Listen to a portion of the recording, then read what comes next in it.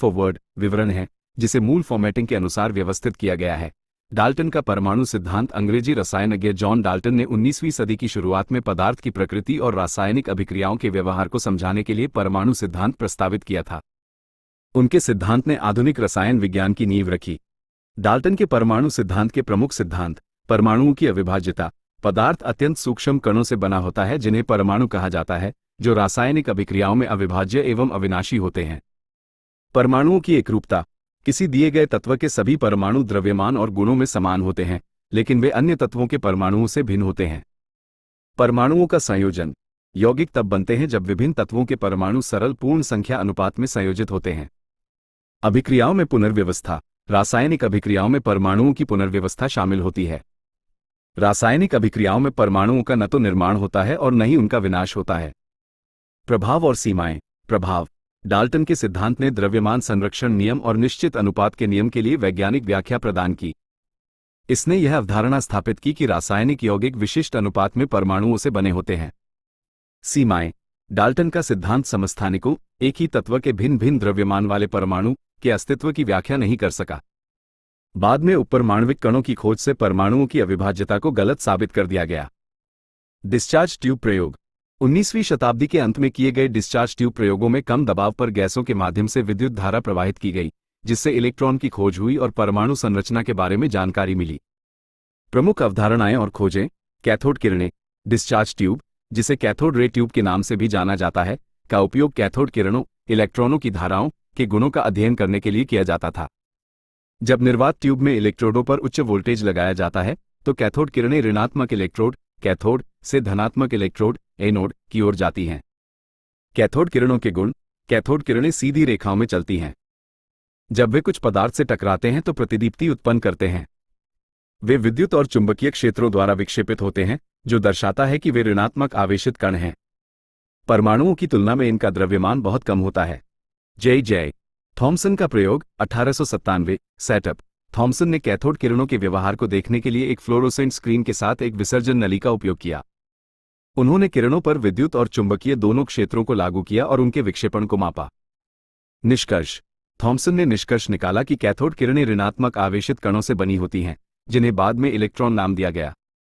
उन्होंने इलेक्ट्रॉन के आवेश से द्रव्यमान अनुपात ए की गणना की। यह दर्शाता है कि इलेक्ट्रॉन परमाणुओं से बहुत छोटे होते हैं। इस खोज से यह पता चला कि परमाणु विभाज्य हैं और उनमें उपपरमाणविक कण होते हैं। जे थॉमसन का परमाणु मॉडल। जे थॉमसन ने इलेक्ट्रॉन की खोज के बाद 1904 में परमाणु का प्लम पुडिंग मॉडल प्रस्तावित किया। यह मॉडल परमाणुओं की आंतरिक संरचना का वर्णन करने का एक प्रारंभिक प्रयास था। प्लम पुडिंग मॉडल की मुख्य विशेषताएं। धनात्मक क्षेत्र। परमाणु की कल्पना एक धनात्मक आवेशित गोले के रूप में की गई है।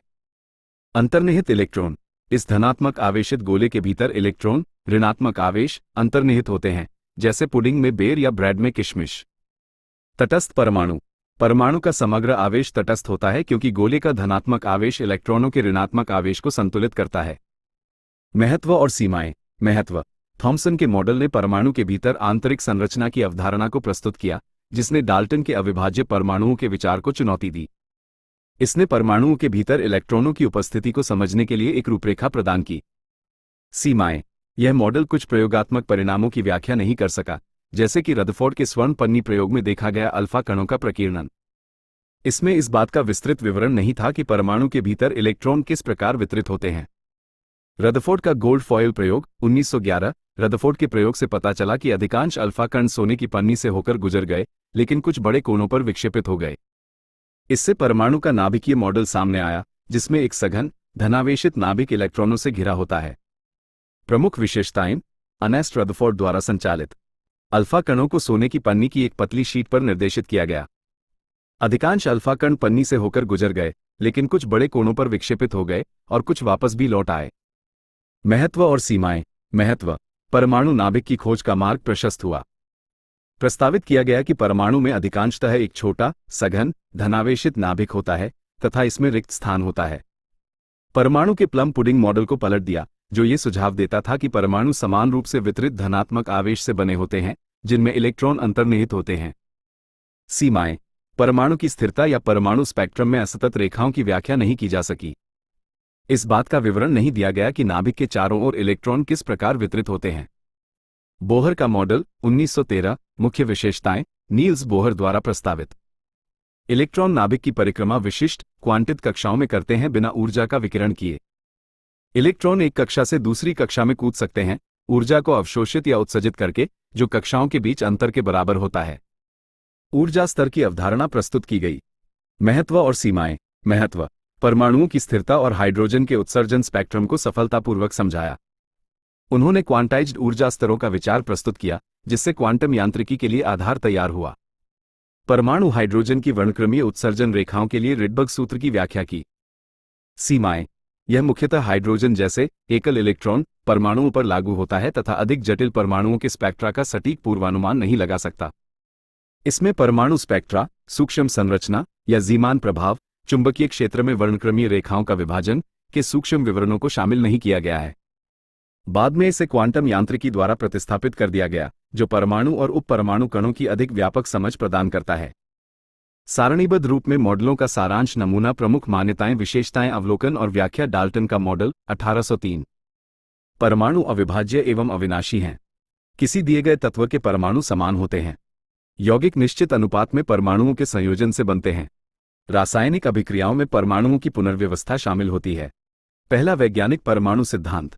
रासायनिक संयोजन के नियमों की व्याख्या की। द्रव्यमान संरक्षण, निश्चित अनुपात और बहु अनुपात की व्याख्या की। थॉमसन का मॉडल 1904। परमाणु एक धनात्मक आवेशित गोले से बने होते हैं जिसमें इलेक्ट्रॉन निहित होते हैं। परमाणु का कुल आवेश उदासीन है। इलेक्ट्रॉन एक धनात्मक गोले में अंतर्निहित होते हैं। तटस्थ समग्र प्रभार। कैथोड किरण प्रयोगों पर आधारित। परमाणु तटस्थता की व्याख्या की। रदरफोर्ड का मॉडल 1911। परमाणु एक सघन धनावेशित नाभिक से मिलकर बना होता है। इलेक्ट्रॉन नाभिक की परिक्रमा करते हैं। परमाणु का अधिकांश भाग रिक्त स्थान है। घना नाभिक। इलेक्ट्रॉन नाभिक की परिक्रमा करते हैं। अधिकांशतः खाली स्थान। सोने की पन्नी प्रयोग। एक छोटे घने नाभिक के अस्तित्व का निष्कर्ष निकाला गया। बोहर का मॉडल 1913। इलेक्ट्रॉन निश्चित ऊर्जा स्तरों में परिक्रमा करते हैं। ऊर्जा स्तर क्वांटाइज्ड होते हैं। इलेक्ट्रॉन ऊर्जा को अवशोषित उत्सर्जित करके स्तरों के बीच चलते हैं। परमाणित ऊर्जा स्तर। स्थिर इलेक्ट्रॉन कक्षाएं। परमाणित इलेक्ट्रॉन ऊर्जा स्तर। हाइड्रोजन के रेखा स्पेक्ट्रा की व्याख्या की।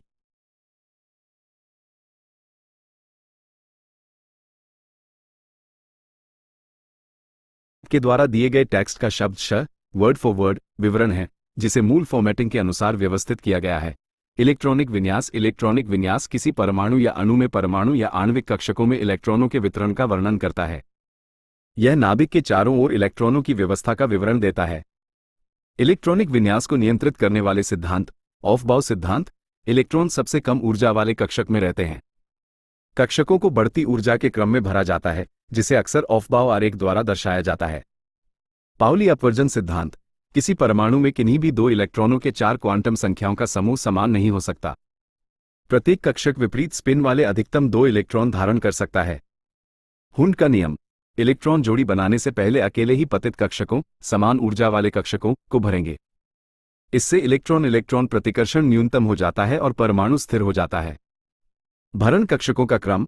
ऑफबाउ सिद्धांत के अनुसार भरने वाले कक्षकों का क्रम 1s, 2, 2p, 3, 3p, 4, 3d, 4p, 5, 4d, 5p, 6, 4f, 5d, 6p, 7, 5f, 6d, 7p है। संकेतन।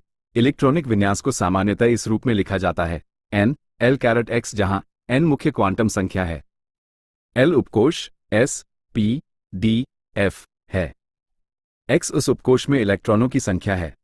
उदाहरण: हाइड्रोजन h, 1 कार्बन, c, 1 वर्ग, 2 वर्ग, 2p वर्ग लोहा, fe, 1 वर्ग, 2 वर्ग, 2p⁻6, 3 वर्ग, 3p⁻6, 4 वर्ग, 3d⁻6 आयनों का निर्माण। आयन वे परमाणु या अणु होते हैं जो एक या अधिक इलेक्ट्रॉन प्राप्त या खो देते हैं, जिसके परिणामस्वरूप शुद्ध आवेश उत्पन्न होता है।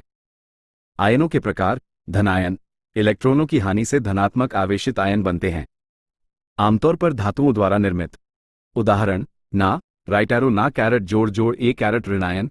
इलेक्ट्रॉनों के लाभ से निर्मित ऋणात्मक आवेशित आयन, आमतौर पर गैर धातुओं द्वारा निर्मित।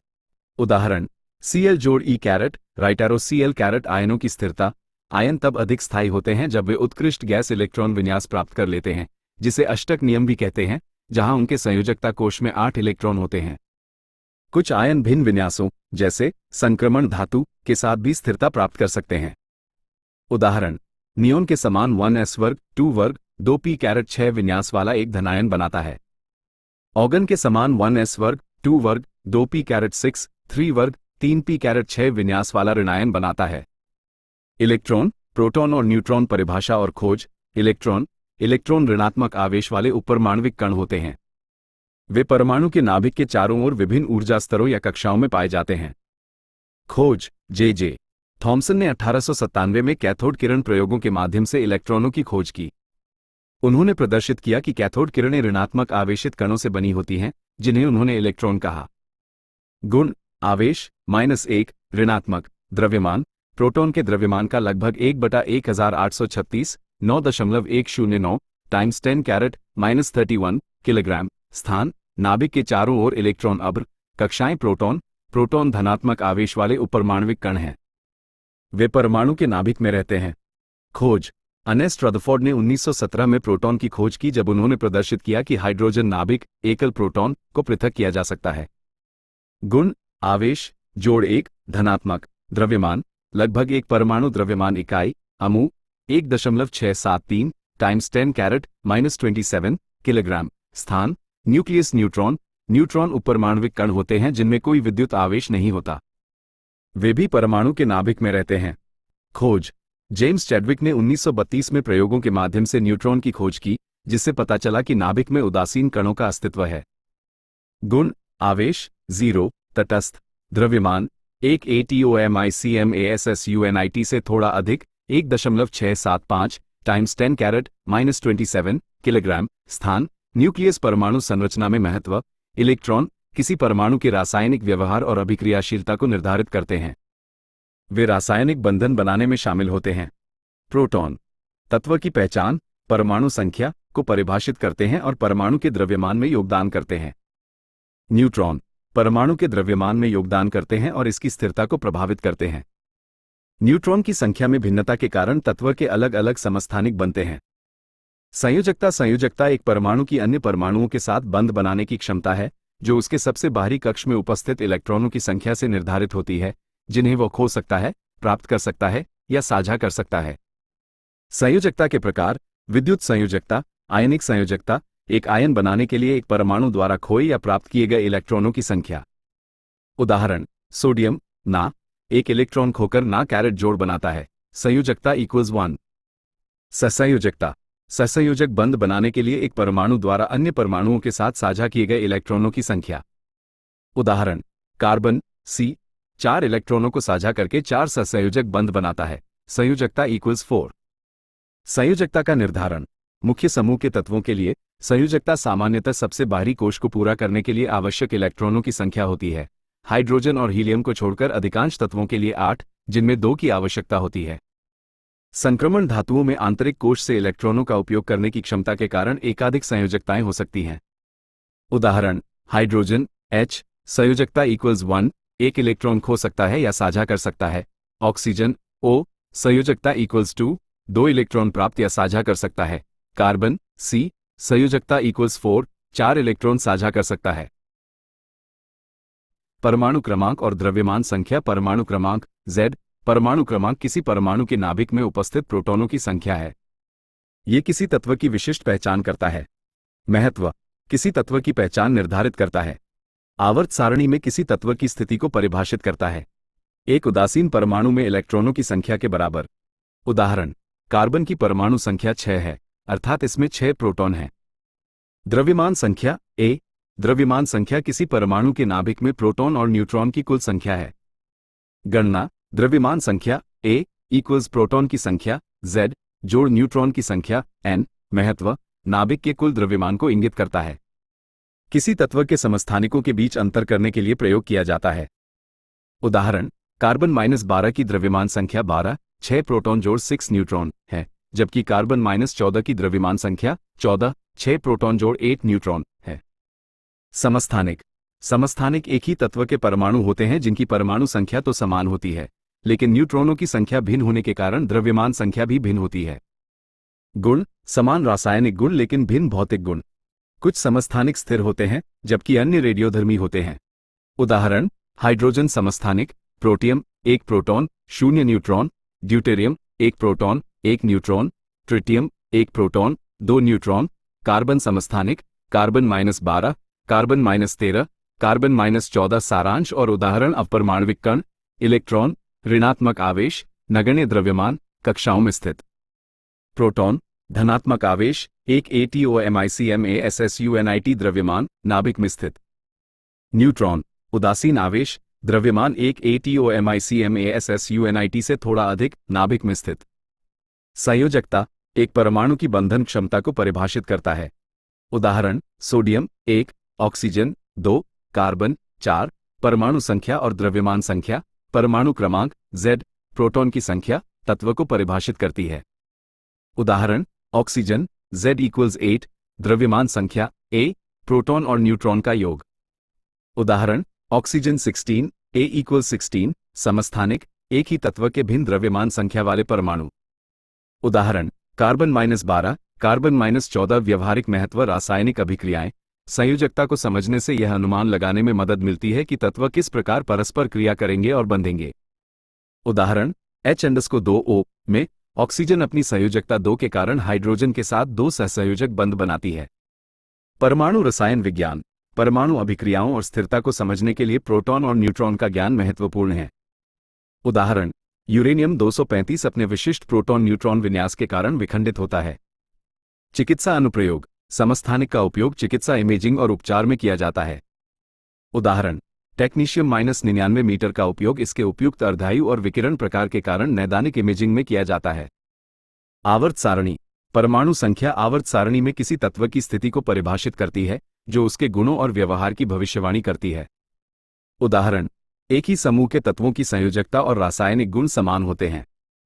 समस्थानिक, समदाबी और समन्यूट्रॉनी, परिभाषाएं, गुण और अनुप्रयोग। परिचय, तत्वों के परमाणुओं में प्रोटॉन, न्यूट्रॉन और इलेक्ट्रॉन की संख्या अलग अलग हो सकती है, जिसके कारण अलग अलग रूप बनते हैं जिन्हें समस्थानिक, समदाबी और समन्यूट्रॉनी के रूप में जाना जाता है। इन विविधताओं का वैज्ञानिक अनुसंधान, चिकित्सा अनुप्रयोगों, उद्योग और पर्यावरण अध्ययनों में महत्वपूर्ण प्रभाव पड़ता है। समस्थानिक एक ही तत्व के परमाणु होते हैं जिनमें प्रोटॉन, परमाणु क्रमांक की संख्या समान होती है, लेकिन न्यूट्रॉन की संख्या भिन्न होती है, जिसके परिणामस्वरूप द्रव्यमान संख्या भिन्न होती है। समस्थानिक के गुण, रासायनिक गुण, किसी तत्व के समस्थानिक लगभग समान रासायनिक व्यवहार प्रदर्शित करते हैं क्योंकि उनमें इलेक्ट्रॉनों की संख्या समान होती है तथा इलेक्ट्रॉनिक संरचना भी समान होती है।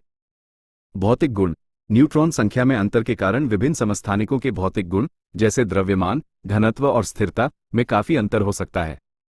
कुछ समस्थानिक स्थिर होते हैं, जबकि अन्य रेडियोधर्मी होते हैं और समय के साथ रेडियोधर्मी क्षय से गुजरते हैं। समस्थानिक के उदाहरण, हाइड्रोजन समस्थानिक, protium (1H, 1 proton 0 neutron, hydrogen का सबसे सामान्य समस्थानिक। ड्यूटेरियम (2H या D, 1 प्रोटॉन 1 न्यूट्रॉन, परमाणु रिएक्टरों के लिए भारी जल में उपयोग किया जाता है। ट्रिटियम (3H या T, 1 प्रोटॉन 2 न्यूट्रॉन, रेडियोधर्मी और समलन अभिक्रियाओं में और एक अनुरेखक के रूप में उपयोग किया जाता है। कार्बन समस्थानिक, कार्बन -12 (12 C, 6 प्रोटॉन 6 न्यूट्रॉन, स्थिर और सबसे प्रचुर। कार्बन -13 (13 C, 6 प्रोटॉन 7 न्यूट्रॉन, स्थिर और NMR स्पेक्ट्रोस्कोपी में प्रयुक्त। कार्बन -14 (14 C, 6 प्रोटॉन 8 न्यूट्रॉन, रेडियोधर्मी और रेडियोकार्बन डेटिंग में उपयोग किया जाता है। समस्थानिक के अनुप्रयोग, चिकित्सा अनुप्रयोग, diagnostic imaging, technetium 99M, 99M, TC जैसे रेडियो समस्थानिक का उपयोग परमाणु चिकित्सा में अंगों की इमेजिंग और असामान्यताओं का पता लगाने के लिए किया जाता है। कैंसर उपचार, कोबाल्ट 60 (60 को और आयोडीन 131 (131 I) जैसे रेडियो समस्थानिक का उपयोग रेडियोथेरेपी में घातक कोशिकाओं को लक्षित करके और नष्ट करके कैंसर के इलाज के लिए किया जाता है। ट्रेसर, कार्बन -11 (11 C और फ्लोरीन 18 (18 F) जैसे समस्थानिक का उपयोग चयापचय प्रक्रियाओं का पता लगाने के लिए पेट स्कैन में किया जाता है। पर्यावरणीय एवं पुरातात्विक अनुप्रयोग, रेडियोकार्बन डेटिंग, कार्बन -14 (14 C, का उपयोग शेष कैरेट 14 सी सामग्री को मापकर प्राचीन कार्बनिक पदार्थ की तिथि निर्धारित करने के लिए किया जाता है। समस्थानिक विश्लेषण। ऑक्सीजन 18 कैरेट 18 O और ड्यूटेरियम कैरेट 2H जैसे स्थिर समस्थानिक का उपयोग बर्फ के कोर और तलछट परतों का विश्लेषण करके पूरा जलवायु परिवर्तनों का अध्ययन करने के लिए किया जाता है। औद्योगिक अनुप्रयोग। मोटाई मापना। स्ट्रोंटियम 90 कैरेट 90 SR जैसे समस्थानिकों से प्राप्त बीटा कणों का उपयोग विनिर्माण में सामग्रियों की मोटाई मापने के लिए किया जाता है। विद्युत उत्पादन। यूरेनियम 235 कैरेट 235 U और प्लूटोनियम 239 कैरेट 239 Pu का उपयोग विद्युत उत्पादन के लिए परमाणु रिएक्टरों में ईंधन के रूप में किया जाता है। धूम्रपान डिटेक्टर। अमेरिसियम 241 कैरेट 241 एम का उपयोग धूम्रपान डिटेक्टरों में हवा को आयनित करने और धुएं के कणों का पता लगाने के लिए किया जाता है। वैज्ञानिक अनुसंधान। ट्रेसर अध्ययन। समस्थानिक का उपयोग जैव रासायनिक और आणविक जीव विज्ञान अनुसंधान में जीवों के भीतर पदार्थ की गति को ट्रैक करने के लिए ट्रेसर के रूप में किया जाता है। परमाणु चुंबकीय अनुनाद NMR कार्बन -13 कैरेट 13 C और अन्य समस्थानिकों का उपयोग आणविक संरचनाओं और गतिशीलता का अध्ययन करने के लिए NMR स्पेक्ट्रोस्कोपी में किया जाता है। समदाबी विभिन्न तत्वों के परमाणु होते हैं जिनकी द्रव्यमान संख्या, प्रोटॉन और न्यूट्रॉन की कुल संख्या समान होती है, लेकिन परमाणु संख्या, प्रोटॉन की संख्या भिन्न होती है। समदाबी के गुण। रासायनिक गुण। समदाबी विभिन्न तत्वों से संबंधित होते हैं, इसलिए उनके रासायनिक गुण और इलेक्ट्रॉनिक संरचनाएं भिन्न होती हैं। वे समान रासायनिक व्यवहार प्रदर्शित नहीं करते। भौतिक गुण। चूंकि संभारकों की द्रव्यमान संख्या समान होती है, अतः उनके परमाणु द्रव्यमान भी समान होते हैं। उनकी नाभिकीय गुणधर्म, जिनमें स्थिरता और रेडियोधर्मी क्षय का प्रकार भी शामिल है, भिन्न हो सकते हैं। समदाबी के उदाहरण ऑर्गन 40 कैरेट 40 और कैल्शियम 40 कैरेट 40 क। Argon -40 ratio 18 proton 22 neutron. Calcium -40 ratio 20 proton 20 neutron.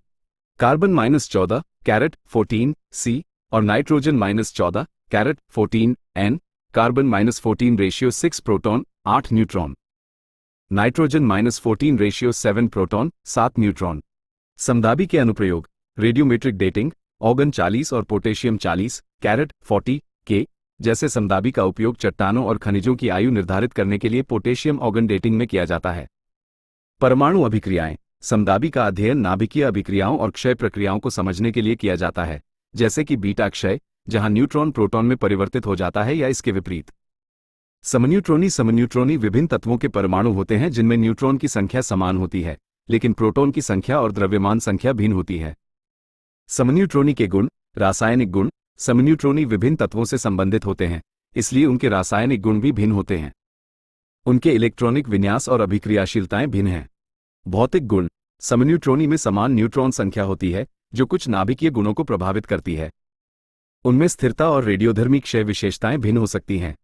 समन्यूट्रॉनी के उदाहरण carbon -14 caret 14 C, nitrogen -15 caret 15 N और oxygen 16 caret 16 O। Carbon -14 ratio 6 proton 8 neutron. Nitrogen -15 ratio 7 proton 8 neutron. Oxygen -16 ratio 8 proton 8 neutron. Chlorine -37 caret 37 Cl और potassium 39 caret 39 K। Chlorine -37 ratio 17 proton 20 neutron. Potassium -39 ratio 19 proton 20 neutron. समन्यूट्रॉनी के अनुप्रयोग। परमाणु भौतिकी अनुसंधान। समन्यूट्रॉनी के अध्ययन से वैज्ञानिकों को विभिन्न नाभिकीय वातावरणों में न्यूट्रॉनों के व्यवहार को समझने में मदद मिलती है तथा नाभिकीय मॉडलों के विकास में योगदान मिलता है। नाभिकीय औषधि। समन्यूट्रॉनी का उपयोग समस्थानिक के गुणों का पता लगाने तथा चिकित्सा निदान और उपचार में रेडियो समस्थानिक के अनुप्रयोग को बेहतर बनाने के लिए किया जा सकता है। नाम परिभाषा। उदाहरण समस्थानिक एक ही तत्व के परमाणुओं में प्रोटॉन की संख्या, परमाणु क्रमांक समान होती है, लेकिन न्यूट्रॉन की संख्या भिन्न होती है, जिसके परिणामस्वरूप द्रव्यमान संख्याएं भिन्न होती हैं।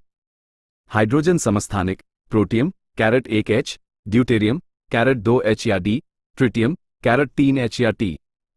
कार्बन समस्थानिक।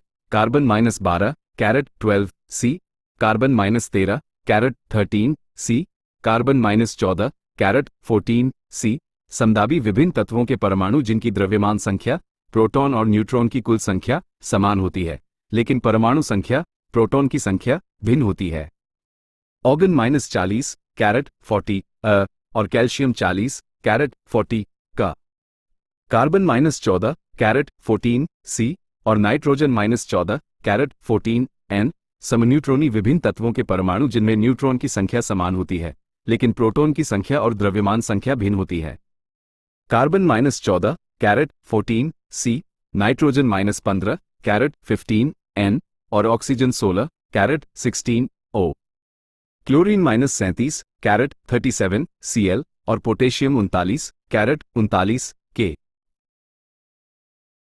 पदार्थ की अवस्थाएं।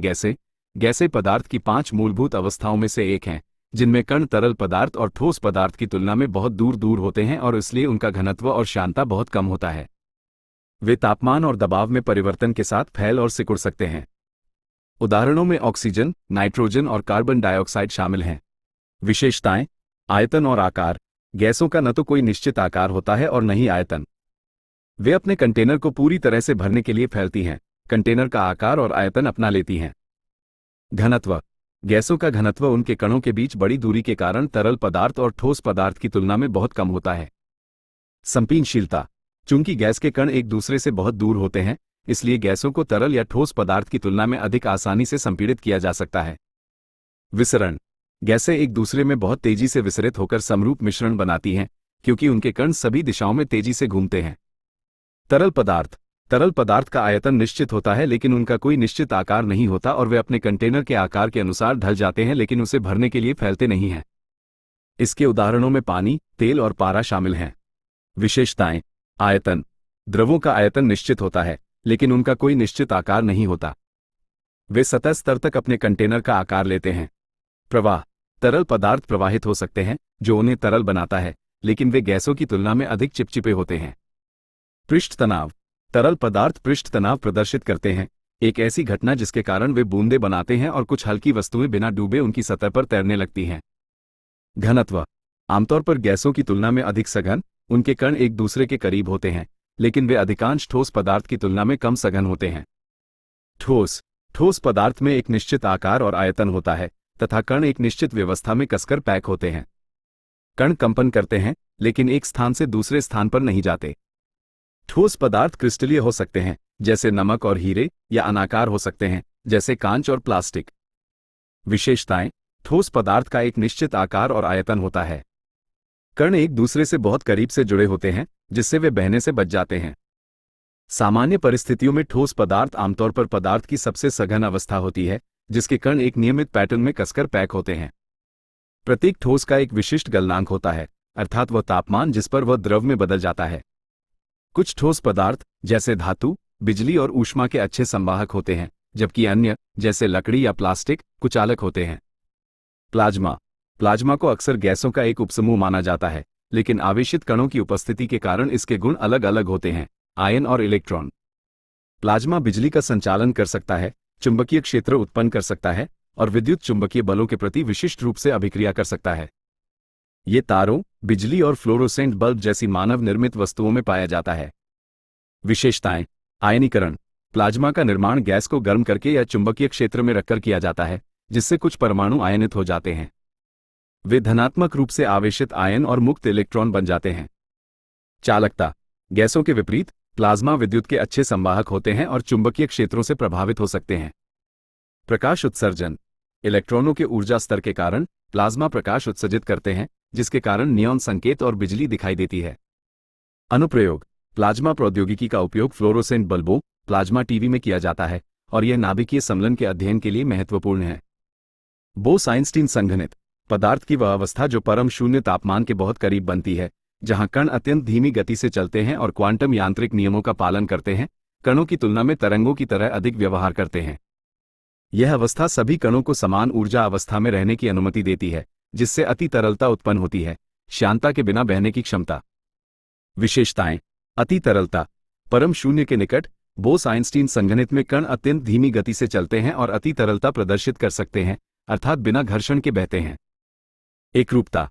बोस-आइंस्टीन संघनित में सभी परमाणु एक ही क्वांटम अवस्था में होते हैं, जो मैक्रोस्कोपिक पैमाने पर क्वांटम टनलिंग जैसी घटनाओं को संभव बनाता है। सारणीबद्ध रूप। वस्तुस्थिति, आयतन और आकार, घनत्व, दबाव, प्रसार। अद्वितीय विशेषताएं। गैस कोई निश्चित आकार या निश्चित आयतन नहीं। कंटेनर को भरने के लिए फैलता है। बहुत कम घनत्व। कण एक दूसरे से बहुत दूर, अत्यधिक संपीड़नीय शीघ्रता से फैलता है, तापमान और दबाव के साथ फैलता और सिकुड़ता है। तरल पदार्थ निश्चित आयतन, कोई निश्चित आकार नहीं, कंटेनर के आकार के अनुरूप, गैसों की तुलना में अधिक घनत्व, ठोसों की तुलना में कम, असंपीनीय, धीरे धीरे फैलता है, पृष्ठ तनाव प्रदर्शित करता है, ठोस निश्चित आकार और आयतन, निश्चित व्यवस्था में पैक किए गए कण, उच्चतम घनत्व, कण कसकर पैक किए गए, असंपीनीय, फैलता नहीं है, विशिष्ट गलनांक, ऊष्मा और बिजली का संचालन कर सकता है। प्लाज्मा कोई निश्चित आकार या निश्चित आयतन नहीं, इसमें आवेशित कण होते हैं, कम घनत्व, आयन और इलेक्ट्रॉन होते हैं, अत्यधिक संपीड़नीय, शीघ्रता से फैलता है, बिजली का संचालन करता है, प्रकाश उत्सर्जित करता है। बोस-आइंस्टीन संघनित परम शून्य के निकट निश्चित आकार और आयतन, समान ऊर्जा अवस्था में कण, अत्यंत कम घनत्व, कण समान क्वांटम अवस्था में रहते हैं, असंपीनीय, Na अति तरलता प्रदर्शित करता है, क्वांटम यांत्रिकी नियमों का पालन करता है। पदार्थ की अवस्था में परिवर्तन, पदार्थ की एक अवस्था से दूसरी अवस्था में बदलने की क्षमता, ठोस, तरल और गैस, तापमान और दबाव से प्रभावित भौतिक पदार्थ की एक मौलिक विशेषता है।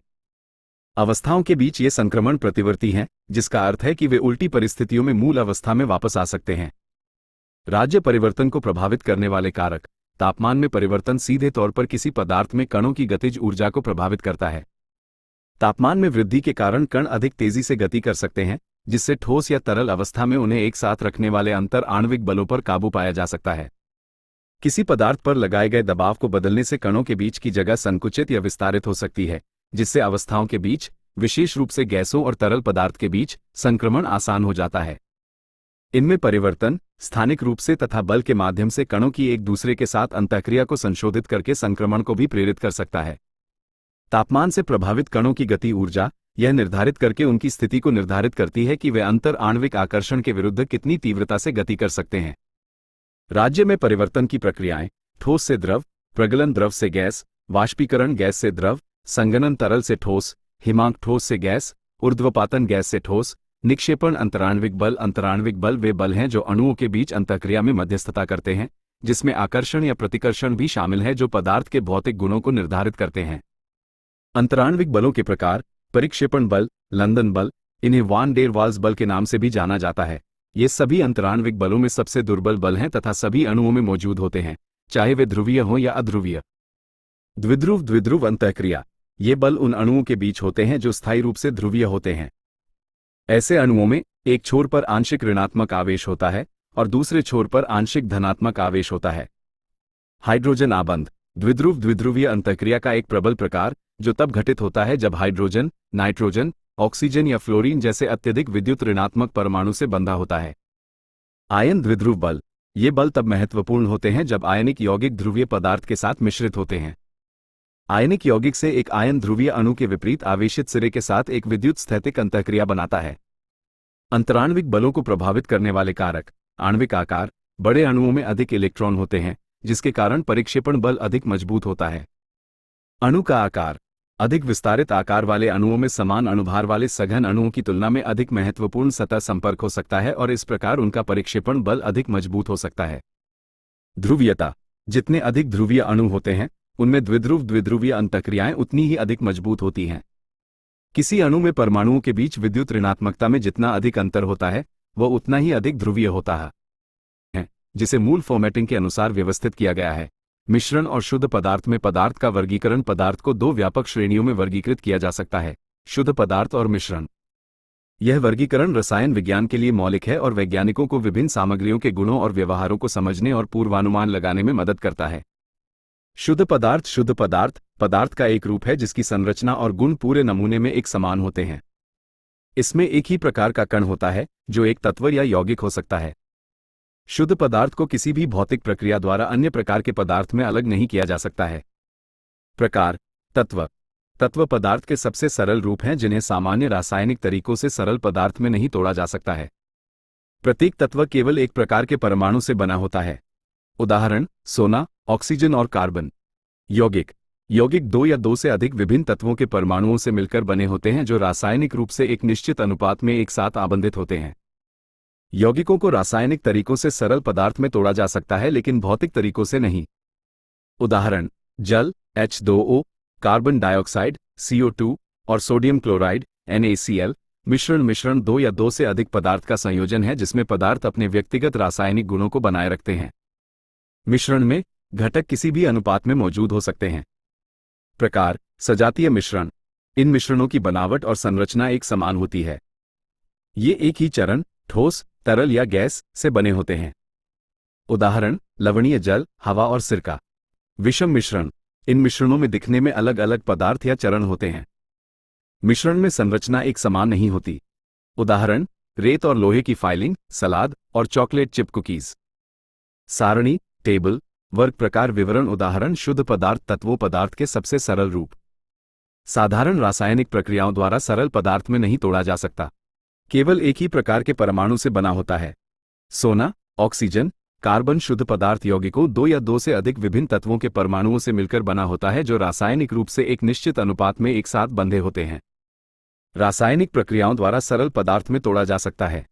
जल, carbon dioxide CO2, sodium chloride NaCl मिश्रण। सजातीय मिश्रण पूरे में एक समान उपस्थिति और संरचना होती है। एकल चरण, ठोस, तरल या गैस से मिलकर बनता है।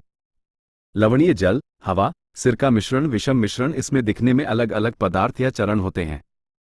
मिश्रण में संरचना एक समान नहीं होती। रेत और लोहे की फाइलिंग, सलाद, चॉकलेट चिप कुकी। वर्ड विवरण है जिसे मूल फॉर्मेटिंग के अनुसार व्यवस्थित किया गया है। रासायनिक संयोजन के नियम। रासायनिक संयोजन के नियम उन मूलभूत सिद्धांतों का वर्णन करते हैं जो तत्वों के संयोजन से यौगिक बनाने की प्रक्रिया को नियंत्रित करते हैं। इन नियमों में द्रव्यमान संरक्षण का नियम, स्थिर अनुपात का नियम और गुणित अनुपात का नियम शामिल हैं।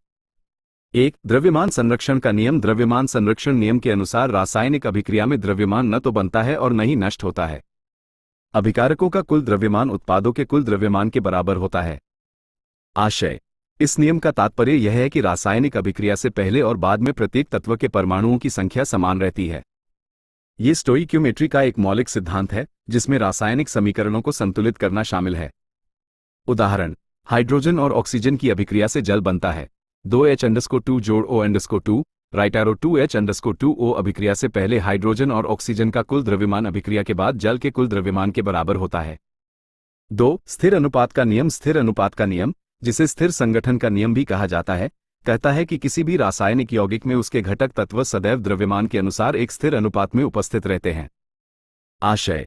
यह नियम यह दर्शाता है कि एक रासायनिक यौगिक सदैव समान अनुपात में समान तत्वों से बना होता है, चाहे नमूने का आकार या स्रोत कुछ भी हो। यह इस अवधारणा को रेखांकित करता है कि रासायनिक यौगिकों की एक निश्चित और अपरिवर्तनीय रासायनिक संरचना होती है। उदाहरण जल H2O में हमेशा हाइड्रोजन और ऑक्सीजन का द्रव्यमान अनुपात लगभग 1:8 होता है, अर्थात प्रत्येक 1 ग्राम हाइड्रोजन के लिए 8 ग्राम ऑक्सीजन होता है। 3. गुणित अनुपात का नियम। गुणित अनुपात का नियम कहता है कि जब दो तत्व एक से अधिक यौगिक बनाते हैं तो एक तत्व का द्रव्यमान दूसरे तत्व के निश्चित द्रव्यमान के साथ संयोजित होकर छोटी पूर्ण संख्याओं के अनुपात में होता है। आशय। यह नियम यह दर्शाकर परमाणु सिद्धांत का समर्थन करता है कि तत्व सरल पूर्ण संख्या अनुपात में संयोजित होते हैं। ये रासायनिक संयोजनों की असतत प्रकृति पर प्रकाश डालता है तथा बताता है कि यौगिक परमाणुओं के संयोजन से बनते हैं। उदाहरण कार्बन और ऑक्सीजन 2 यौगिक बनाते हैं, कार्बन मोनोऑक्साइड को और कार्बन डाइऑक्साइड CO2। कार्बन के एक निश्चित द्रव्यमान के लिए CO और CO2 में ऑक्सीजन के द्रव्यमान का अनुपात 1:2 है। 4. गे-लुसैक का नियम। परिभाषा। गे-लुसैक का नियम, जिसे संयोजन आयतन का नियम भी कहा जाता है, कहता है कि जब गैसें स्थिर तापमान और दाब पर एक साथ अभिक्रिया करती हैं तो अभिक्रियाशील गैसों के आयतन और उत्पादों के आयतन, यदि गैसीय हैं, सरल पूर्ण संख्या अनुपात में होते हैं। सूत्र। जहां V∞ और V∞2 अभिक्रिया करने वाली गैसों के आयतन हैं और N∞ और N∞2 सरल पूर्ण संख्याएं हैं। आशय। यह नियम दर्शाता है कि गैसें निश्चित आयतन अनुपात में अभिक्रिया करती हैं जो संतुलित रासायनिक समीकरण में स्टोइकोमीट्रिक गुणांकों के अनुरूप होती हैं। यह अणुओं के अस्तित्व का प्रमाण प्रदान करता है और अवोगाद्रो की परिकल्पना का समर्थन करता है। उदाहरण हाइड्रोजन की ऑक्सीजन के साथ अभिक्रिया से जल वाष्प बनता है। हाइड्रोजन और ऑक्सीजन की मात्रा 2:1 के अनुपात में अभिक्रिया करती है और उत्पन्न जलवाष्प की मात्रा हाइड्रोजन के समान अनुपात में होती है। 5. अवोगाद्रो का नियम। अवोगाद्रो का नियम कहता है कि समान तापमान और दाब पर सभी गैसों के समान आयतन में समान संख्या में अणु होते हैं। यह नियम मोल और अवोगाद्रो संख्या 6.022 × 10⁻23 की अवधारणा का परिचय देता है। सूत्र। जहां V गैस का आयतन है और N गैस के मोलों की संख्या है। इसे इस प्रकार लिखा जा सकता है। आशय: अवोगाद्रो के नियम का तात्पर्य है कि किसी गैस का आयतन मोलों की संख्या के सीधे आनुपातिक होता है, बशर्ते तापमान और दाब स्थिर रहें। यह आदर्श गैस नियम PV = nRT का आधार बनाता है, जो दाब P, आयतन V और तापमान T को मोलों की संख्या N और गैस स्थिरांक R के साथ एकीकृत करता है। उदाहरण: यदि मानक तापमान और दाब STP पर नाइट्रोजन गैस का 1 मोल 22.4 लीटर स्थान घेरता है, तो समान परिस्थितियों में नाइट्रोजन गैस के 2 मोल 44.8 लीटर स्थान घेरेंगे। रासायनिक अभिक्रियाओं में नियमों का एकीकरण। नियमों का संयोजन: रासायनिक संयोजन के ये नियम गे-लुसैक के नियम और अवोगाद्रो के नियम के साथ रासायनिक अभिक्रियाओं के दौरान पदार्थ के परस्पर क्रिया और रूपांतरण के बारे में व्यापक समझ प्रदान करते हैं। वे रासायनिक स्टोइक्योमेट्री में मूलभूत सिद्धांत हैं, जो रसायनज्ञों को रासायनिक प्रक्रियाओं में शामिल अभिकारकों और उत्पादों की मात्रा का अनुमान लगाते हैं। व्यवहारिक अनुप्रयोग: रासायनिक संश्लेषण। इन नियमों को समझना रासायनिक संश्लेषण में महत्वपूर्ण है, जहां वांछित उत्पादों को कुशलतापूर्वक और किफायती रूप से उत्पादित करने के लिए अभिकारकों की सटीक मात्रा को संयोजित करना आवश्यक होता है। फार्मास्यूटिकल्स। फार्मास्यूटिकल विनिर्माण में कानून दवा निर्माण में अवयवों के सही अनुपात को सुनिश्चित करते हैं, जिससे प्रभावकारिता और सुरक्षा प्रभावित होती है। पर्यावरण विज्ञान। ये सिद्धांत वायुमंडल में प्रदूषकों के व्यवहार को मॉडल करने और प्रदूषण नियंत्रण के लिए कार्यविधि तैयार करने में मदद करते हैं। पदार्थ विज्ञान। रासायनिक संयोजन नियमों का ज्ञान नियंत्रित अनुपात में तत्वों को संयोजित करके विशिष्ट गुणों वाली नई सामग्रियों के विकास में सहायता करता है। विस्तृत उदाहरण: उदाहरण 1, द्रव्यमान संरक्षण का नियम। एक अभिक्रिया में 10 ग्राम कैल्शियम कार्बोनेट CaCO3 विघटित होकर कैल्शियम ऑक्साइड CaO और कार्बन डाइऑक्साइड CO2 बनाता है। यदि 5.6 ग्राम कैल्शियम ऑक्साइड और 4.4 ग्राम कार्बन डाइऑक्साइड उत्पन्न होते हैं, तो उत्पादों का कुल द्रव्यमान 5.6 + 4.4 = 10 ग्राम अभिकारक के द्रव्यमान 10 ग्राम के बराबर होता है, जो द्रव्यमान संरक्षण नियम की पुष्टि करता है। उदाहरण 2, स्थिर अनुपात का नियम। यौगिक जल H2O में हाइड्रोजन और ऑक्सीजन का द्रव्यमान अनुपात हमेशा 1:8 होता है। जल के स्रोत चाहे जो भी हो, 1 ग्राम हाइड्रोजन हमेशा 8 ग्राम ऑक्सीजन के साथ मिलकर जल बनाएगा, जो स्थिर अनुपात के नियम को दर्शाता है। उदाहरण 3, गुणित अनुपात का नियम। कार्बन ऑक्सीजन के साथ 2 ऑक्साइड बनाता है, कार्बन मोनोऑक्साइड CO और कार्बन डाइऑक्साइड CO2। कार्बन के एक निश्चित द्रव्यमान के लिए कार्बन के साथ संयोजित ऑक्सीजन के द्रव्यमान 1:2 के अनुपात में होते हैं। CO में 12 ग्राम कार्बन 16 ग्राम ऑक्सीजन के साथ संयोजित होता है, द्रव्यमान अनुपात 12:16 या 3:4। CO2 में 12 ग्राम कार्बन 32 ग्राम ऑक्सीजन के साथ संयोजित होता है, द्रव्यमान अनुपात 12:32 या 3:8। ऑक्सीजन के द्रव्यमान का अनुपात शाम के 4:32 सरल रूप से 1:2 हो जाता है, जो गुणित अनुपात के नियम को दर्शाता है। उदाहरण 4, गे-लुसैक का नियम। जब हाइड्रोजन H2 और क्लोरीन Cl2 गैसें अभिक्रिया करके हाइड्रोजन क्लोराइड HCl गैस बनाती हैं, हाइड्रोजन का एक आयतन क्लोरीन के एक आयतन के साथ अभिक्रिया करके हाइड्रोजन क्लोराइड के 2 आयतन बनाता है, जो गे-लुसैक के आयतन संयोजन नियम को प्रदर्शित करता है। उदाहरण 5, अवोगाद्रो का नियम। यदि STP पर किसी गैस का 1 मोल 22.4 लीटर स्थान घेरता है, तो ऑक्सीजन O2 के 3 मोल निम्नलिखित स्थान घेरेंगे। आयतन और मोल के बीच ये प्रत्यक्ष आनुपातिकता अवोगाद्रो के नियम का प्रत्यक्ष अनुप्रयोग है। सारणी टेबल नियम विवरण। उदाहरण: द्रव्यमान संरक्षण का नियम। रासायनिक अभिक्रिया में द्रव्यमान न तो निर्मित होता है और न ही नष्ट होता है। हाइड्रोजन और ऑक्सीजन की अभिक्रिया से जल बनता है। 2H2 जोड़ O2 राइट एरो 2H2O। अभिकारकों का कुल द्रव्यमान उत्पादों के कुल द्रव्यमान के बराबर होता है। स्थिर अनुपात का नियम। किसी भी रासायनिक यौगिक में उसके घटक तत्व सदैव द्रव्यमान के अनुसार एक स्थिर अनुपात में उपस्थित होते हैं। जल H2O में हमेशा हाइड्रोजन और ऑक्सीजन का द्रव्यमान अनुपात लगभग 1:8 होता है। गुणित अनुपात का नियम। जब 2 तत्व एक से अधिक यौगिक बनाते हैं, तो एक तत्व का द्रव्यमान दूसरे तत्व के निश्चित द्रव्यमान के साथ संयोजित होकर छोटी पूर्ण संख्याओं के अनुपात में होता है। कार्बन 2 ऑक्साइड बनाता है, CO कार्बन मोनोऑक्साइड और CO कार्बन डाइऑक्साइड। कार्बन के एक निश्चित द्रव्यमान के लिए ऑक्सीजन के द्रव्यमान का अनुपात 1:2 है। गे-लुसैक का नियम। जब तापमान और दाब स्थिर होते हैं, तो अभिक्रिया करने वाली गैसों और गैसीय उत्पादों का आयतन सरल पूर्ण संख्या अनुपात में होता है। हाइड्रोजन और क्लोरीन के बीच अभिक्रिया से हाइड्रोजन क्लोराइड बनता है। हाइड्रोजन का एक आयतन क्लोरीन के एक आयतन के साथ अभिक्रिया करके HCl के 2 आयतन बनाता है। अवोगाद्रो का नियम समान तापमान और दाब पर समान आयतन वाली गैसों में समान संख्या में अणु होते हैं। एसटीपी पर किसी भी गैस का एक मोल 22.4 लीटर जगह घेरता है। इसलिए ऑक्सीजन O2 के 3 मोल 67.2 लीटर जगह घेरेंगे के अनुसार व्यवस्थित किया गया है। गैस नियम बॉयल के नियम बॉयल का नियम बताता है कि स्थिर तापमान पर एक निश्चित द्रव्यमान की गैस का आयतन उसके दाब के व्युत्क्रमानुपाती होता है। गणितीय रूप से इसे इस प्रकार व्यक्त किया जाता है। इसका मतलब यह है कि जब गैस पर दाब बढ़ता है तो आयतन आनुपातिक रूप से घटता है और इसके विपरीत। बॉयल के नियम को इस प्रकार भी लिखा जा सकता है। ये सूत्र ये दर्शाता है कि किसी भी परिवर्तन से पहले दाब और आयतन का गुणनफल परिवर्तन के बाद दाब और आयतन के गुणनफल के बराबर होता है, बशर्ते तापमान स्थिर रहे। ग्राफिकल निरूपण: दाब और आयतन के बीच का संबंध अतिपरवलयिक होता है। P बनाम V का ग्राफ एक नीचे की ओर ढाल वाला वक्र बनाता है जो व्युत्क्रम आनुपातिकता को दर्शाता है। इसके विपरीत P बनाम 1V को प्लॉट करने पर एक सीधी रेखा प्राप्त होती है जो व्युत्क्रम संबंध को दर्शाती है। चार्ल्स का नियम स्थिर दाब पर गैस के आयतन पर तापमान के प्रभाव का अवलोकन करता है।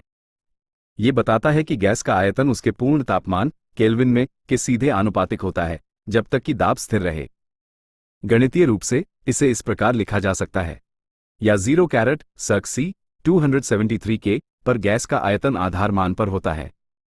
तापमान में प्रत्येक डिग्री सेल्सियस परिवर्तन के लिए गैस का आयतन 0 कैरेट C पर इसके आयतन के 1/273वें भाग से बदल जाता है। चार्ल्स का नियम यह समझने में आवश्यक है कि गर्म होने पर गैसें कैसे फैलती हैं। ग्राफिकल निरूपण: जब प्लॉट किया जाता है तो आयतन बनाम तापमान एक सीधी रेखा बनाता है जो -273 कैरेट C तक वापस फैलता है, जो पूर्ण शून्य बिंदु है जहां सैद्धांतिक रूप से गैस का आयतन शून्य होगा। दाब तापमान नियम गे-लुसैक का नियम: यह नियम बताता है कि गैस के एक निश्चित द्रव्यमान का दाब उसके पूर्ण तापमान के सीधे आनुपातिक होता है, बशर्ते आयतन स्थिर रहे। गणितीय रूप से इसे इस प्रकार व्यक्त किया जाता है: जहां P_1 और T_1 प्रारंभिक दाब और तापमान है और P_2 और T_2 परिवर्तन के बाद दाब और तापमान है। यह नियम दर्शाता है कि स्थिर आयतन पर गैस का तापमान बढ़ाने से उसका दाब बढ़ जाएगा तथा तापमान घटाने से उसका दाब कम हो जाएगा। अवोगाद्रो का नियम गैस के आयतन को गैस के मोलों की संख्या से जोड़ता है, बशर्ते तापमान और दाब स्थिर रहें। यह बताता है कि समान तापमान और दाब पर सभी गैसों के बराबर आयतन में अणुओं की संख्या समान होती है। गणितीय रूप से मानक तापमान और दाब 0 कैरेट C और एक वातावरण पर आदर्श गैस का एक मोल 22.4 लीटर जगह घेरता है। यह नियम गैस की मात्रा और उसके द्वारा घेरे गए आयतन के बीच के संबंध को समझने में महत्वपूर्ण है। आदर्श गैस नियम बॉयल के नियम, चार्ल्स के नियम और एवोगैड्रो के नियम को एक समीकरण में जोड़ता है जो आदर्श गैस की स्थिति का वर्णन करता है। इसे इस प्रकार लिखा जाता है: आदर्श गैस नियम गैसों के व्यवहार का व्यापक विवरण प्रदान करता है और इसे विभिन्न स्थितियों में गैसों के व्यवहार का पूर्वानुमान लगाने के लिए लागू किया जा सकता है। डाल्टन का आंशिक दाब का नियम कहता है कि गैर प्रतिक्रियाशील गैसों के मिश्रण द्वारा लगाया गया कुल दाब व्यक्तिगत गैसों के आंशिक दाबों के योग के बराबर होता है। गणितीय रूप से यहाँ Pa, Pb, Pc मिश्रण में गैसों के आंशिक दाब हैं। मिश्रण में प्रत्येक गैस अन्य गैसों से स्वतंत्र रूप से व्यवहार करती है तथा कंटेनर में मौजूद एकमात्र गैस के समान ही दाब डालती है। प्रत्येक गैस का आंशिक दाब मिश्रण में उसके मोल अंश के समानुपाती होता है। मोल अंश: किसी गैस का मोल अंश x उस गैस के मोलों की संख्या और मिश्रण में कुल मोलों की संख्या का अनुपात है। जहां n_ गैस A के मोलों की संख्या है और n_ टेक्स्ट टोटल मिश्रण में गैस के मोलों की कुल संख्या है, तब गैस A का आंशिक दाब है। ग्राहम का विसरण और प्रवाह का नियम ग्राहम का नियम बताता है कि गैस के विसरण या प्रसार की दर उसके मोलर द्रव्यमान या घनत्व के वर्गमूल के व्युत्क्रमानुपाती होती है। इसे इस प्रकार व्यक्त किया जा सकता है: यहाँ R_1 और R_2 गैसों 1 और 2 के विसरण या प्रवाह की दरें हैं, M_1 और M_2 क्रमशः गैसों 1 और 2 के मोलर द्रव्यमान हैं। यह नियम बताता है कि हल्की गैसें भारी गैसों की तुलना में ज्यादा तेजी से क्यों फैलती या निकलती हैं। उदाहरण के लिए हीलियम एक हल्की गैस, ऑक्सीजन एक भारी गैस की तुलना में तेजी से फैलती है। गैसों का गतिज सिद्धांत गैसों के व्यवहार की आणविक स्तर की समझ प्रदान करता है। मुख्य सिद्धांत इस प्रकार हैं: गैसें बड़ी संख्या में छोटे कणों, परमाणुओं या अणुओं से बनी होती हैं जो निरंतर अनियमित गति में रहते हैं। कंटेनर के आयतन की तुलना में व्यक्तिगत गैस कणों का आयतन नगण्य है। गैस के अणुओं के बीच टकराव पूर्णतया प्रत्यास्थ होता है, अर्थात गतिज ऊर्जा की कोई हानि नहीं होती। गैस के अणुओं के बीच कोई आकर्षक या प्रतिकर्षक बल नहीं होते। गैस द्वारा लगाया गया दाब गैस के अणुओं के कंटेनर की दीवारों से टकराने के परिणामस्वरूप उत्पन्न होता है। गैस अणुओं की औसत गतिज ऊर्जा परम तापमान के सीधे आनुपातिक होती है।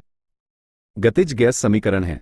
यहाँ P दाब है, V आयतन है, M एक गैस अणु का द्रव्यमान है, N गैस अणुओं की संख्या है, C 2 गैस अणुओं की माध्य वर्ग गति है। गैस अणुओं की मूल माध्य वर्ग गति निम्न प्रकार दी जाती है। यहाँ R गैस स्थिरांक है, T केल्विन में तापमान है, M गैस का मोलर द्रव्यमान है। गतिज ऊर्जा सीधे तापमान से संबंधित होती है। गैस के 1 मोल के लिए गतिज ऊर्जा है, गैस के 9 मोल के लिए। ये सिद्धांत गैसों के सूक्ष्म व्यवहार के बारे में अंतर्दृष्टि प्रदान करता है तथा दाब और तापमान जैसे स्थूल गुणों की व्याख्या करता है। वर्ड फॉर वर्ड विवरण है, जिसे मूल फॉर्मेटिंग के अनुसार व्यवस्थित किया गया है। आवर्त सारणी या प्रारंभिक प्रयास आवर्त सारणी और मेंडेलीव के आवर्त नियम का महत्व। आवर्त सारणी रसायन विज्ञान में एक मौलिक उपकरण है जो सभी ज्ञात तत्वों को संरचित तरीके से व्यवस्थित करता है, उनके गुणों और व्यवहारों में पैटर्न प्रकट करता है। रासायनिक अभिक्रियाओं, आबंधन और पदार्थ की प्रकृति के बारे में हमारी समझ को आगे बढ़ाने में इसका विकास महत्वपूर्ण रहा है। आवर्त सारणी के इतिहास में प्रमुख व्यक्तियों में से एक दिमित्री मेंडेलीव हैं, जिनके आवर्त नियम ने आधुनिक आवर्त सारणी की नींव रखी। आवर्त सारणी क्यों? तत्वों का संगठन। आवर्त सारणी में तत्वों को बढ़ते परमाणु क्रमांक के क्रम में व्यवस्थित किया गया है, जो परमाणु के नाभिक में प्रोटॉन की संख्या को दर्शाता है। समान गुणों वाले तत्वों को स्तंभों में एक साथ समूहीकृत किया जाता है, जिन्हें समूह या परिवार कहा जाता है, जबकि पंक्तियों को आवर्त कहा जाता है। गुणों की भविष्यवाणी। परमाणु संख्या और आवर्त रासायनिक गुणों के आधार पर तत्वों को व्यवस्थित करके आवर्त सारणी वैज्ञानिकों को ज्ञात और अज्ञात दोनों प्रकार के तत्वों के गुणों की भविष्यवाणी करती है। परमाणु त्रिज्या, आयनीकरण ऊर्जा, इलेक्ट्रॉन बंधुता और विद्युत ऋणात्मकता जैसी प्रवृत्तियों को आवर्त और समूहों में देखा जा सकता है। रासायनिक व्यवहार। ये तालिका ये समझने में मदद करती है कि तत्व एक दूसरे के साथ कैसे अभिक्रिया करते हैं।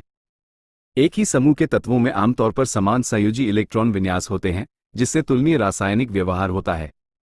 उदाहरण के लिए क्षार धातुएं समूह 1 जल के साथ अत्यधिक अभिक्रियाशील होती हैं, जबकि उत्कृष्ट गैसें समूह 18 अधिकांशतः निष्क्रिय होती हैं।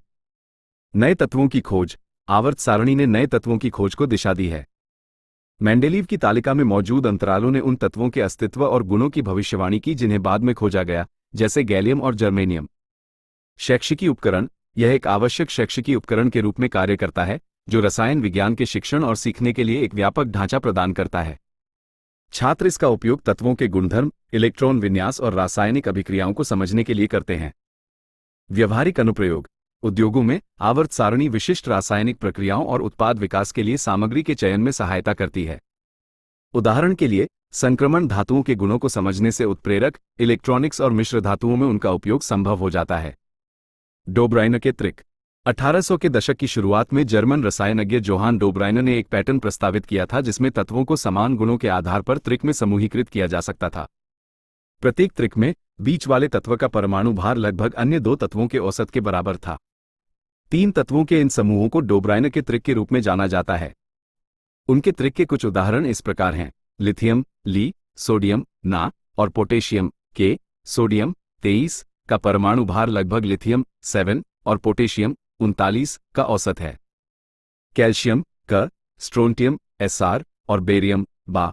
इसी प्रकार स्ट्रोंटियम का परमाणु भार कैल्शियम और बेरियम के बीच में होता है। जबकि डोब्राइनर के त्रिक ने कुछ आवर्त गुण प्रकट किए, ये प्रणाली केवल सीमित संख्या में तत्वों को वर्गीकृत कर सकती थी और उस समय सभी ज्ञात तत्वों पर लागू नहीं थी। इसलिए इस पद्धति की सीमाएं थीं, जिसके कारण वैज्ञानिकों को अधिक व्यापक प्रणालियों की खोज करनी पड़ी। न्यूलैंड्स का अष्टक नियम। 1865 में एक अंग्रेज रसायनज्ञ जॉन न्यूलैंड्स ने तत्वों को व्यवस्थित करने का एक नया तरीका प्रस्तावित किया, जिसे ऑक्टेव्स का नियम कहा जाता है। उन्होंने तत्वों को उनके परमाणु भार के बढ़ते क्रम में व्यवस्थित किया और पाया कि हर 8वें तत्व के रासायनिक गुण समान थे। ये पुनरावृत्ति संगीत अष्टक के समान थी, इसलिए इसका नाम ऑक्टेव रखा गया। उदाहरण के लिए लिथियम ली, सोडियम ना और पोटेशियम के। सोडियम के गुण लिथियम और पोटेशियम के समान हैं। फ्लोरीन F, क्लोरीन Cl और ब्रोमीन Br क्लोरीन, फ्लोरीन और ब्रोमीन के समान व्यवहार प्रदर्शित करता है। हालांकि न्यूलैंड्स का अष्टक नियम केवल कैल्शियम क तक के तत्वों पर ही लागू होता था, क्योंकि भारी तत्वों के साथ विसंगतियां दिखाई देने लगी थी। उनकी प्रणाली उन तत्वों को भी ध्यान में नहीं रखती थी जिन्हें अभी खोजा जाना बाकी था। अपनी सीमाओं के बावजूद न्यूलैंड्स का काम तत्वों के बीच आवधिक संबंधों को समझने में एक कदम आगे था। मेंडेलीव का आवर्त नियम। दिमित्री मेंडेलीव, रूसी रसायनज्ञ दिमित्री इवानोविच मेंडेलीव को 1869 में पहली व्यापक रूप से मान्यता प्राप्त आवर्त सारणी बनाने का श्रेय दिया जाता है। मेंडेलीव ने 63 ज्ञात तत्वों को उनके परमाणु द्रव्यमान और गुणों के आधार पर व्यवस्थित किया तथा अज्ञात तत्वों के लिए स्थान छोड़ा, जिसे मूल फॉर्मेटिंग के अनुसार व्यवस्थित किया गया है। मेंडेलीव का आवर्त नियम। मेंडेलीव के आवर्त नियम के अनुसार तत्वों के गुणधर्म उनके परमाणु द्रव्यमान के आवर्त फलन होते हैं। इसका अर्थ है कि जब तत्वों को बढ़ते हुए परमाणु द्रव्यमान के क्रम में व्यवस्थित किया जाता है तो उनके गुण नियमित अंतराल पर दोहराते हैं। मेंडेलीव की आवर्त सारणी की विशेषताएं। परमाणु द्रव्यमान द्वारा व्यवस्था। तत्वों को पंक्तियों, आवर्त और स्तंभों, समूह में बढ़ते हुए परमाणु द्रव्यमान के आधार पर व्यवस्थित किया गया था। मेंडेलीव ने अपनी सारणी में बेहतर फिट होने के लिए कुछ तत्वों के परमाणु द्रव्यमान को सही किया। तत्वों की भविष्यवाणी। मेंडेलीव ने अपनी तालिका में उन तत्वों के लिए जगह छोड़ी जो अभी तक खोजे नहीं गए थे। उन्होंने अपनी तालिका में देखे गए रुझानों के आधार पर इन लुप्त तत्वों के गुणों की भविष्यवाणी की। उदाहरणों में गैलियम एका एल्यूमिनियम, स्कैंडियम एका बोरॉन और जर्मेनियम एका सिलिकॉन शामिल हैं। गुणों के आधार पर समूहीकरण। समान रासायनिक और भौतिक गुणों वाले तत्वों को समान समूहों में रखा गया। उदाहरण के लिए लिथियम, सोडियम और पोटेशियम जैसी क्षार धातुओं को उनकी समान अभिक्रियाशीलता के कारण एक साथ समूहीकृत किया गया। नम्यता। मेंडेलीव की तालिका ने क्रम में कुछ लचीलेपन की अनुमति दी, क्योंकि उन्होंने कभी कभी परमाणु द्रव्यमान के सख्त पालन की तुलना में समान गुणों वाले तत्वों को समूहीकृत करने को प्राथमिकता दी। मेंडेलीव की आवर्त सारणी का प्रभाव। खोजों के माध्यम से सत्यापन। गैलियम, स्कैंडियम और जर्मेनियम जैसे अनुमानित तत्वों की खोज ने मेंडेलीव की आवर्त सारणी और उनके आवर्त नियम को मान्य किया। इन खोजों ने आवर्त सारणी की भविष्यवाणी करने की शक्ति को प्रदर्शित किया। आधुनिक आवर्त सारणी की नींव। मेंडेलीव के कार्य ने आधुनिक आवर्त सारणी की नींव रखी, जिसे अब परमाणु द्रव्यमान के बजाय परमाणु संख्या के आधार पर व्यवस्थित किया जाता है। आधुनिक आवर्त नियम कहता है कि तत्वों के गुण उनके परमाणु क्रमांक के आवर्त फलन होते हैं। रसायन विज्ञान की उन्नति। आवर्त सारणी ने रसायन विज्ञान को विज्ञान के रूप में आगे बढ़ाने में सहायता की तथा तत्वों और उनकी अंतःक्रियाओं के अध्ययन के लिए एक व्यवस्थित ढांचा उपलब्ध कराया। इसने रसायनज्ञों को तत्वों के बीच रुझानों और संबंधों की पहचान करने में मदद की, जिससे नए सिद्धांतों और खोजों का विकास हुआ। रासायनिक नामकरण पर प्रभाव। मेंडेलीव की आवर्त सारणी ने रासायनिक नामकरण के विकास को प्रभावित किया तथा तत्वों और यौगिकों के नामकरण को मानकीकृत किया। आधुनिक आवर्त सारणी। 1913 में अंग्रेजी भौतिक विज्ञानी हेनरी मोसली ने परमाणु संख्या की अपनी खोज के आधार पर मेंडेलीव के आवर्त नियम को संशोधित किया। एक्स-रे प्रयोगों का उपयोग करते हुए मोसली ने प्रदर्शित किया कि परमाणु संख्या, परमाणु के नाभिक में प्रोटॉन की संख्या, परमाणु द्रव्यमान की तुलना में तत्वों को व्यवस्थित करने का अधिक सटीक तरीका था। इस खोज ने आधुनिक आवर्त नियम को जन्म दिया, जो कहता है तत्वों के भौतिक और रासायनिक गुण उनके परमाणु क्रमांक के आवर्त फलन होते हैं। परमाणु संख्या के अनुसार संगठन। आधुनिक आवर्त सारणी को बढ़ते परमाणु क्रमांक के अनुसार व्यवस्थित किया गया है, जो प्रत्येक तत्व के नाभिक में प्रोटॉन की संख्या को दर्शाता है। ये संगठन मेंडेलीव की तालिका की विसंगतियों का समाधान करता है, जहां ऑर्गन और पोटेशियम जैसे तत्वों को परमाणु संख्या के बजाय परमाणु द्रव्यमान के आधार पर रखा गया था। समूह और आवर्त। समूह। ऊर्ध्वाधर स्तंभ क्रमांक 1-18, जिसमें समान समूह के तत्वों के संयोजकता, इलेक्ट्रॉन विन्यास और रासायनिक गुण समान होते हैं। आवर्त। क्षैतिज पंक्तियां 1-7 तक क्रमांकित, समान आवर्त के तत्वों के इलेक्ट्रॉन कोशों की संख्या समान होती है। ब्लॉक संरचना। आवर्त सारणी को इलेक्ट्रॉन विन्यास के आधार पर ब्लॉकों में विभाजित किया गया है। S block, P block, D block और फ ब्लॉक। एस ब्लॉक समूह 1 और 2 प्लस हाइड्रोजन और हीलियम। पी ब्लॉक समूह 13-18 डी ब्लॉक संक्रमण धातु, समूह 3-12। एफ ब्लॉक लैंथेनाइड्स और एक्टिनाइड्स अक्सर नीचे अलग से रखे जाते हैं। आवर्त रुझान। परमाणु त्रिज्या सामान्यतः आवर्त में घटती है तथा समूह में नीचे की ओर बढ़ती है। आयनीकरण ऊर्जा सामान्यतः आवर्त में बढ़ती है तथा समूह में नीचे की ओर घटती है। विद्युत ऋणात्मकता सामान्यतः आवर्त में बढ़ती है तथा समूह में नीचे की ओर घटती है। अभिक्रियाशीलता समूह के भीतर भिन्न होती है। क्षार धातुएं समूह में नीचे जाने पर अधिक अभिक्रियाशील हो जाती हैं, जबकि हैलोजन कम अभिक्रियाशील हो जाते हैं। तत्वों के आवर्त गुण। आवर्त और समूहों में रुझान तथा आवर्त सारणी में हाइड्रोजन की स्थिति। आवर्त सारणी तत्वों को इस तरह से व्यवस्थित करती है जो उनके भौतिक और रासायनिक गुणों में आवर्त रुझानों को उजागर करता है। इन रुझानों को समझना तत्वों और उनके यौगिकों के व्यवहार की भविष्यवाणी करने के लिए महत्वपूर्ण है। यह मार्गदर्शिका तत्वों के आवर्त गुणों, आवर्त और समूहों में देखे गए रुझानों और आवर्त सारणी में हाइड्रोजन की अनूठी स्थिति का पता लगाएगा। फॉरवर्ड विवरण है, जिसे मूल फॉर्मेटिंग के अनुसार व्यवस्थित किया गया है। आवर्त गुणधर्म तत्वों के आवर्तित गुणधर्म, पीरियोडिक प्रॉपर्टीज ऑफ एलिमेंट्स। आवर्तित गुणधर्म वे गुणधर्म हैं जो तत्वों के आवर्त सारणी में एक पूर्वानुमानित तरीके से बदलते हैं। इन गुणधर्म में परमाणु त्रिज्या, आयनीकरण ऊर्जा, इलेक्ट्रॉन बंधुता, विद्युत ऋणात्मकता और धात्विक गुण शामिल हैं।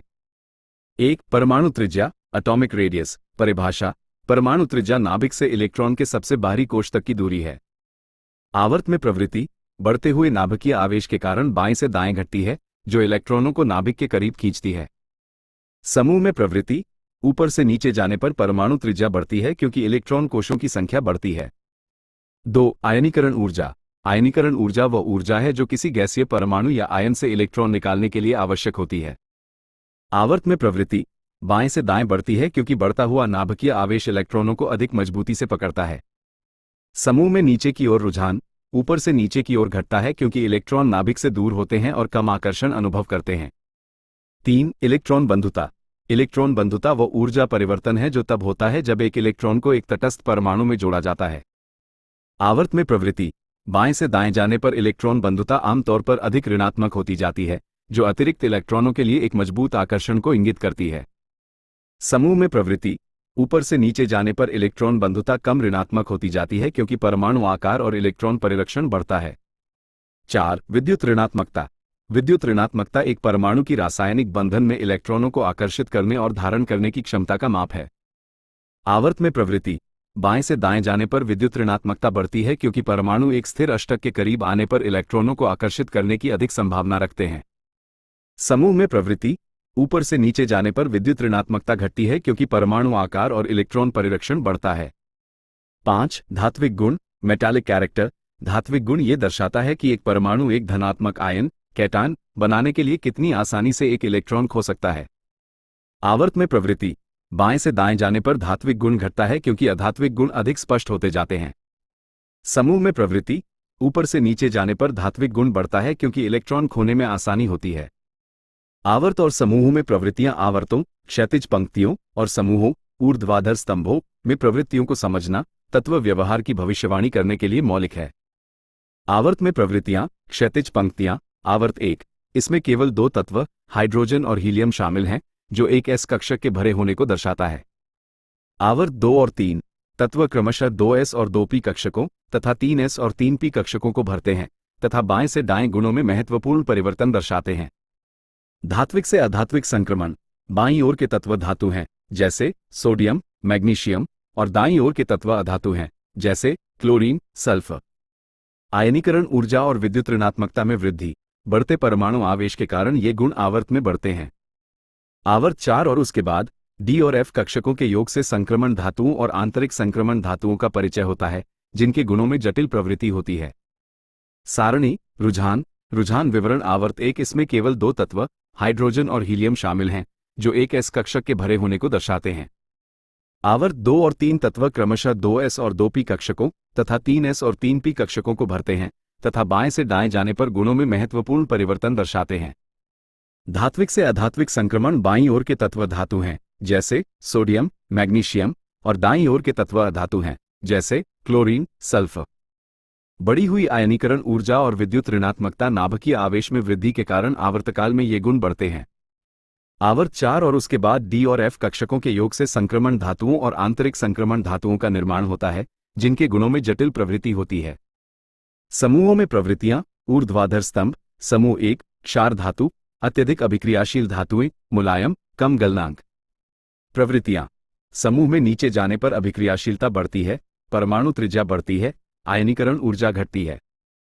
समूह 2, क्षारीय मृदा धातु, क्षार धातुओं की तुलना में कम अभिक्रियाशील, उच्च गलनांक।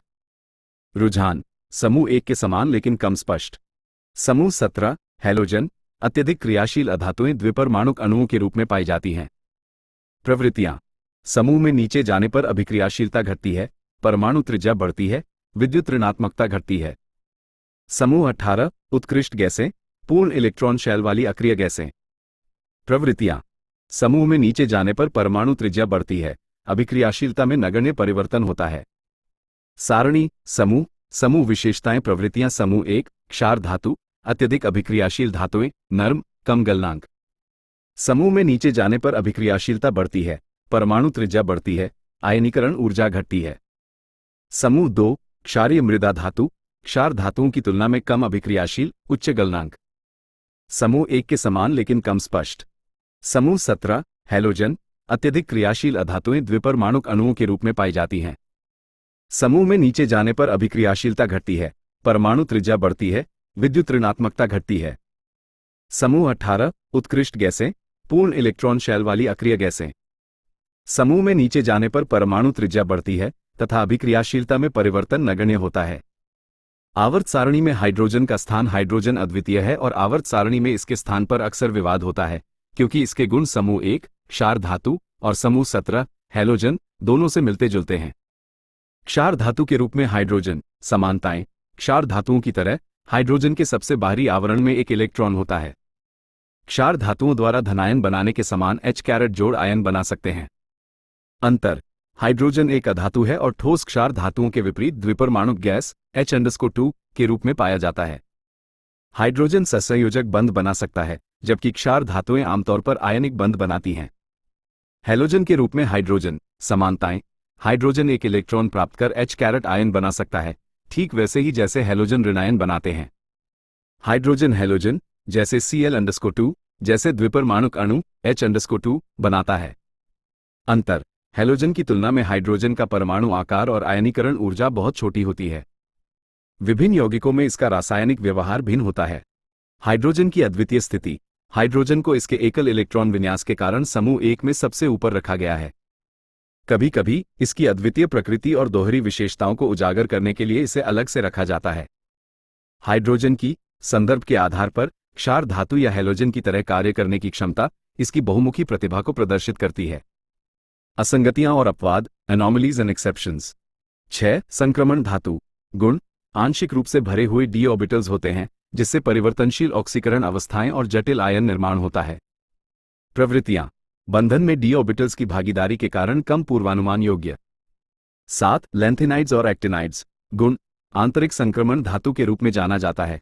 4F और 5F कक्षक के भरने की विशेषता है। प्रवृत्तियां, गुणों में क्रमिक परिवर्तन दर्शाती हैं, जिन्हें अक्सर उनके अद्वितीय व्यवहार के कारण अलग अलग समूहीकृत किया जाता है।